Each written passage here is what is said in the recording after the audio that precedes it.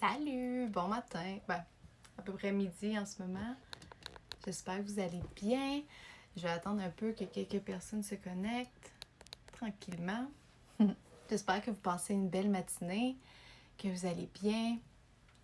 Je reviens d'un coaching, puis j'ai voulu en fait vous faire un live, vous faire une vidéo aujourd'hui sur un peu le contenu de qu'est-ce qu'on a abordé. Je trouvais que c'était quelque chose de pertinent puis qui pourrait sûrement aider d'autres personnes qui sont dans la même situation et qui se posent les mêmes questions en fait. Donc avec ma cliente ce matin, on a discuté de shadow work, on a discuté de travail sur notre côté ombre et également de polarité, qui sont des sujets tellement intéressants. Et c'est ça. En fait, pour peut-être ceux qui sont moins familiers avec ces termes-là, le shadow work, c'est de travailler sur cette partie de nous qu'on est soit pas très à l'aise, qu'on met souvent de côté, qu'on peut avoir en fait la résistance face à ces éléments-là qui font partie de nous. Pour la plupart du temps, on peut appeler ça des défauts. C'est des parties négatives, quote unquote, parce que bon, négatif, ça dépasse c'est quoi pour chacun. La définition est différente pour tous. Mais ça peut être aussi les éléments, les qualités, les descriptifs de nous-mêmes qui ont été rejetés lorsqu'on était plus jeune. Donc, si je prends un exemple personnel, lorsque j'étais plus jeune, j'étais quelqu'un de très extraverti. Donc, quelqu'un qui aimait ça put a show on et être sur scène et de parler fort et de m'exprimer fort. Et c'était quelque chose qui a été mis un peu plus de côté à un certain point dans ma vie parce que je me suis fait dire de me calmer, on va dire ça comme ça, de si je m'exprimais trop comme ça, les gens n'allaient pas me prendre au sérieux, etc., etc. Et avec ce conditionnement-là, ça a fait en sorte que cette partie de moi-là, je l'ai mis de côté, un peu cachée, et j'ai comme fait, non, ça, je montre pas ça parce que c'est pas accepté. Donc, c'est les parties de nous qu'on n'accepte pas complètement, qu'on ne met pas sous la lumière du jour, je vais dire ça comme ça aussi, parce que selon nous, c'est pas acceptable. C'est pas une bonne chose que ce soit mis de l'avant. Et d'un autre côté, on a les parties de nous qui sont le côté lumière. Le côté où est-ce que ça, par exemple, on en est fier, on affirme ce côté-là, on est complètement bien avec ces parties-là de nous et on met ça de l'avant le plus possible. Donc, c'est toutes ces qualités ou les descriptifs de nous-mêmes qu'on sait qui sont bien vus par autrui, bien vus par la société.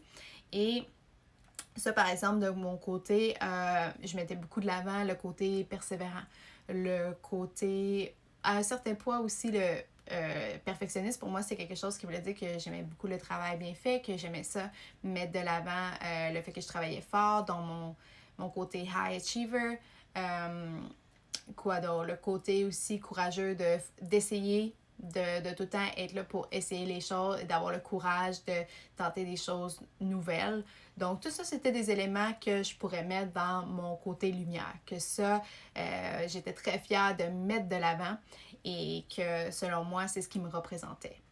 Par contre, le côté ombre, c'est les éléments, comme je disais tantôt, qu'on ne veut pas nécessairement mettre en lumière. Donc, on n'a pas une bonne relation nécessairement avec cette partie-là de nous. Et comment que ça peut se partager, comment ça peut se refléter en fait dans notre réalité, ça. Salut Audrey!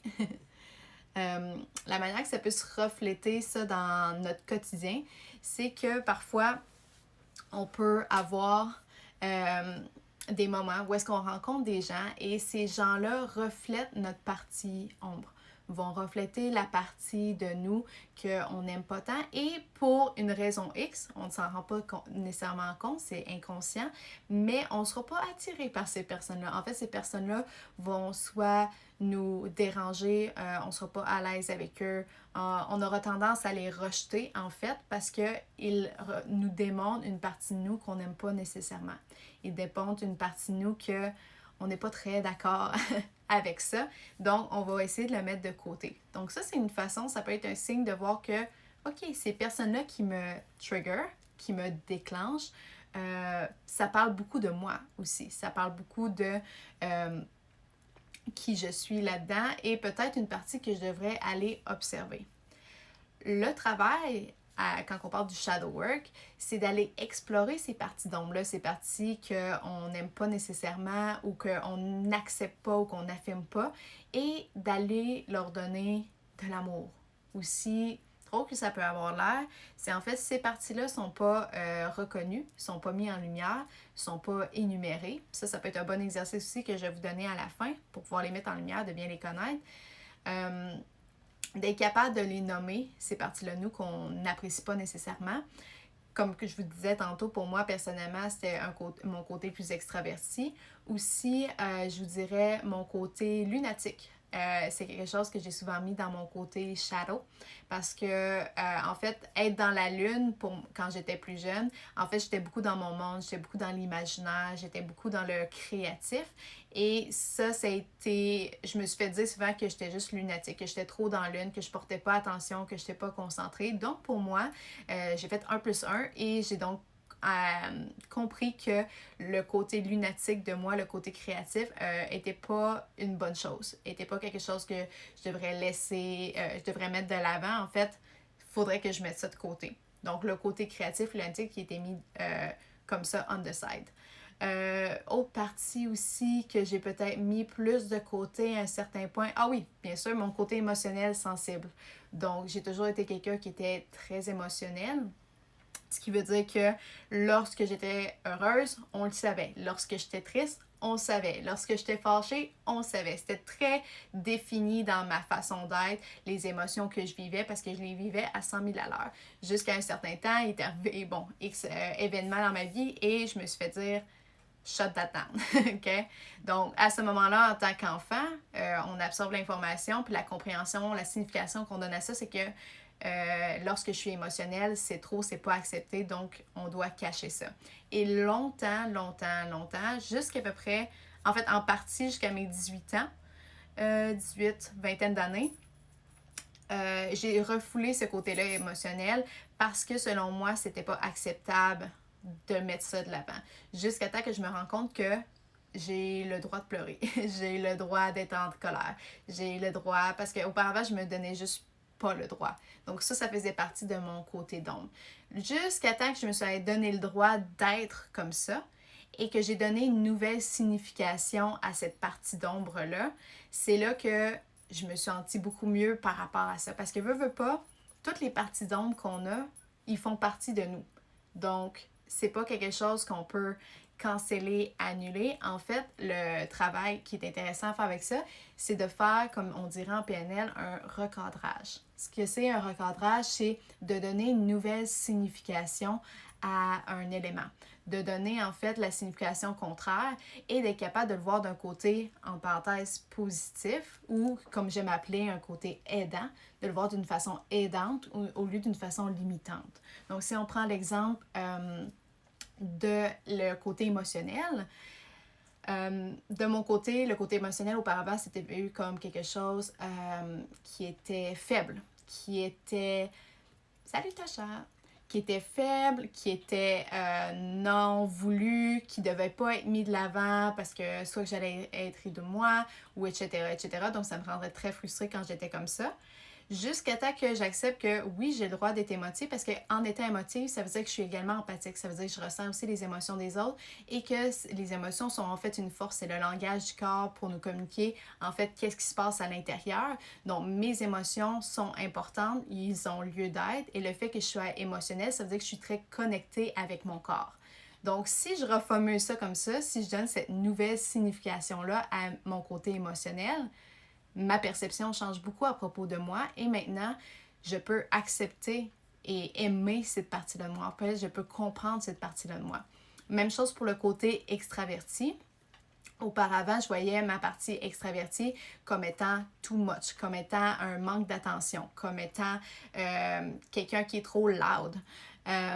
Et maintenant, en recadrage, je peux voir le côté extraverti comme quelqu'un qui a quelque chose à dire, quelqu'un qui est passionné par ce qu'il dit, quelqu'un qui a un message à partager, puis qui a l'énergie pour le faire. C'est quelqu'un qui a plein d'énergie, qui a une certaine motivation. Fait que ce recadrage-là fait en sorte que, OK, oui, cette partie-là de moi que j'ai rejetée, que j'ai pas nécessairement affirmée, aimée, je peux apprendre à le faire et je peux le voir sur un autre œil. Et en fait, ça revient à ce qu'on a parlé hier par rapport au choix, la signification qu'on donne aux événements, aux situations.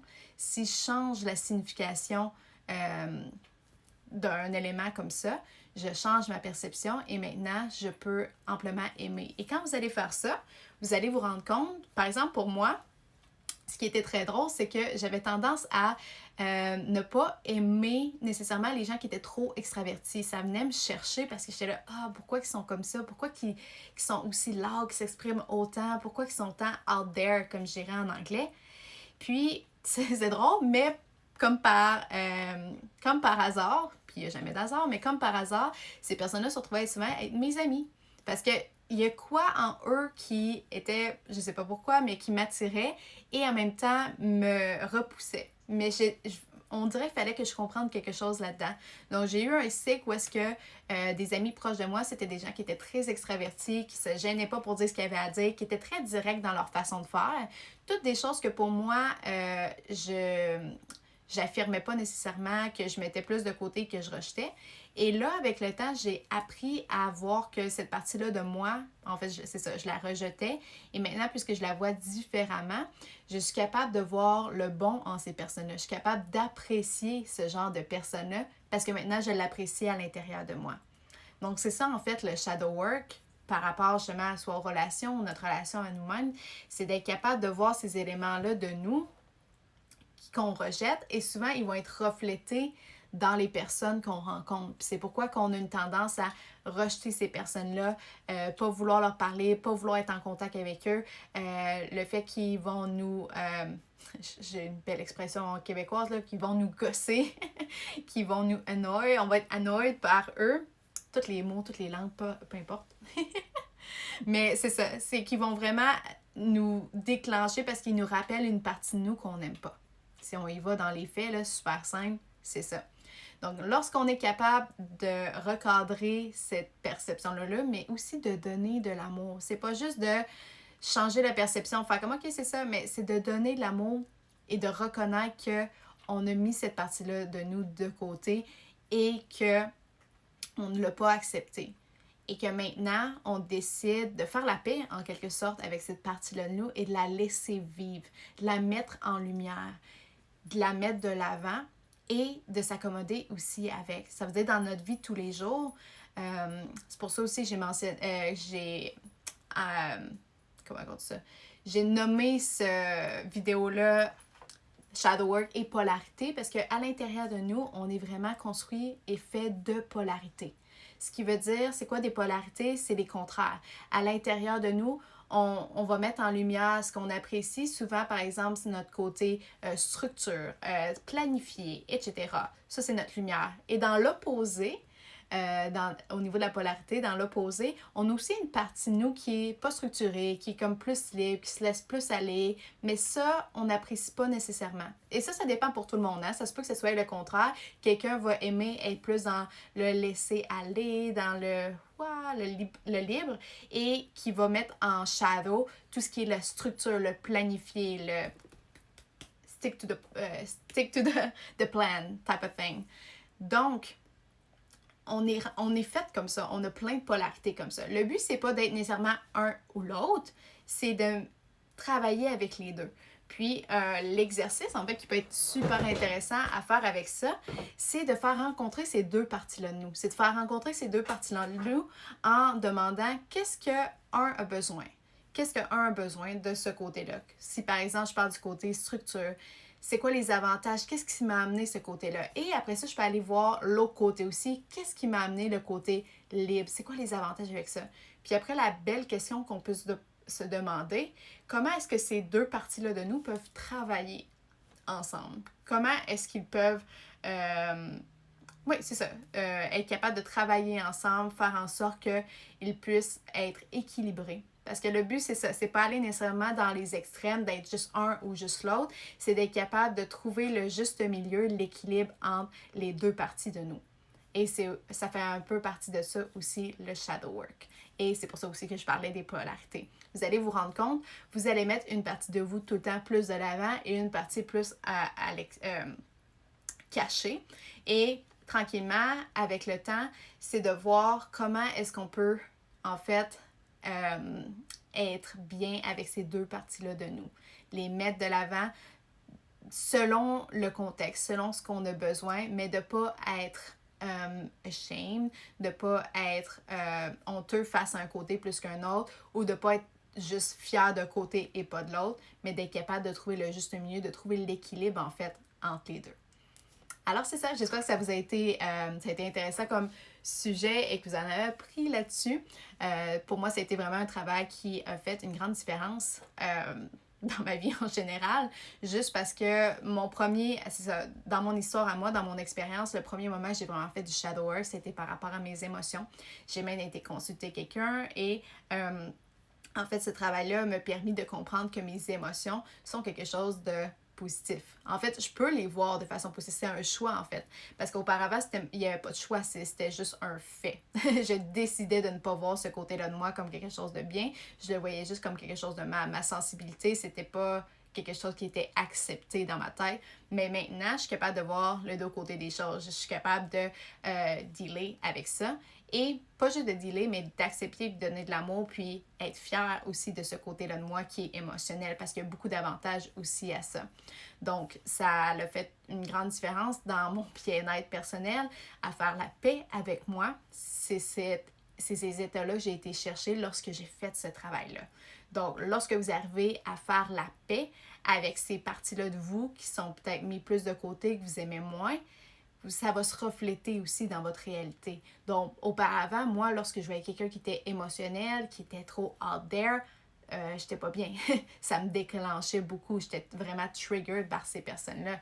Maintenant, j'ai beaucoup plus d'empathie. Je donne beaucoup plus d'amour à ces personnes-là parce que je me suis déjà donné cet amour-là à moi. J'ai accepté ce côté-là de moi et donc je peux le faire pour les autres aussi. Fait que ça va être l'effet qui va être amené dans votre réalité. C'est que vous allez être capable de voir le bon de chaque personne aussi là-dedans parce que vous avez été capable de le voir pour vous-même. Alors, c'est ça. J'espère que ça vous a aidé et que si vous avez des questions, gênez-vous pas vraiment, soit à m'écrire dans les commentaires en bas de la vidéo ou même en DM personnellement. J'adore avoir des conversations avec vous pour venir développer sur certains sujets. C'est toujours intéressant de voir chaque point de vue puis de donner plus de détails là-dessus. Et c'est ça, gênez-vous pas. C'est aussi ce qu'on fait, ce que je fais en fait avec les clients, comme je vous ai parlé tantôt. Au niveau du coaching, c'est une partie du travail. En fait, on peut parler de plein de choses, mais ça fait partie du travail de coaching, d'aller voir ses côtés d'ombre et de faire la paix avec l'ensemble de tout ce qui nous compose en fait en tant qu'être humain. Donc, je vous souhaite une belle journée, puis on se reparle. Merci d'avoir été là. Bye bye!